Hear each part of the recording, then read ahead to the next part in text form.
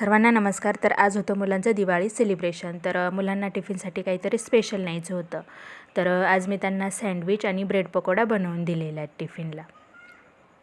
तर आपण बाहेरून जसं आणतो सँडविच, समोसा, पाववडा वगैरे, तर ते लोक खूप छान छान बनवतात, पण आपल्याला त्यांच्यासारखं एवढं छान छान बनवता येत नाही.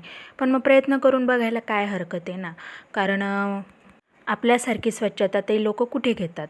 आणि मुलांना तर असंच चटपटीत काहीतरी वेगळं खाण्याची खूप आवड असते. मग मी माझ्या पद्धतीने मला जसं जमेल तसं काहीतरी वेगळं त्यांना करून देण्याचा नेहमी प्रयत्न करत असते. आणि तीच मी रेसिपी आज तुमच्यासोबत शेअर पण करते आहे. तर इथे मी सर्वात आधी बटाट्याची चटणी छान बनवून घेते आहे.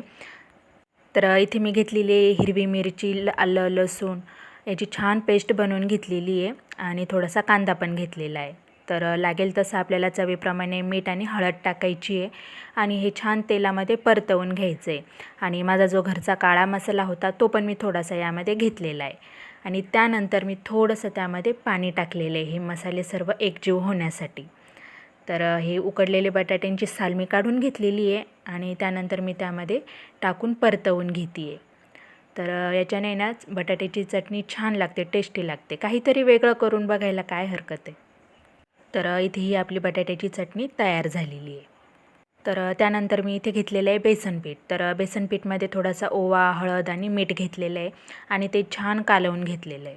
तर पीठ आहे ना थोडंसं पातळच ठेवायचं आहे आणि त्यानंतर वरतून थोडीशी कोथिंबीर टाकलेली आहे मी. तर त्यानंतर इथे ब्रेड घेतलेले आहेत आणि ते छान त्यांना सँडविचच्या आकारात कट करून घेतलं आहे मी. तर माझ्या मुलांना असे नवनवीन पदार्थ आहे ना खायला खूप आवडतात आणि त्यातल्या त्यात मी जर घरी बनवून दिलेले असतील ना तर आणखीनच आवडीने खातात. म्हणजे असं नाही आहे त्यांचं की मग आम्हाला बाहेरचंच आणून द्या.